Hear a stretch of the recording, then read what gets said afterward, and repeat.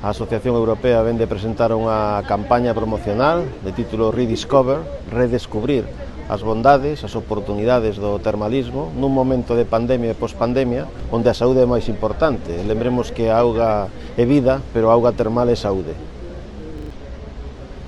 Nesta xuntanza do termalismo europeo estamos a participar ben presencial ou virtualmente os 51 sitios termais máis importantes de Europa de 18 nacións. E para Ourense é unha oportunidade falar do bo e do futuro do noso termalismo.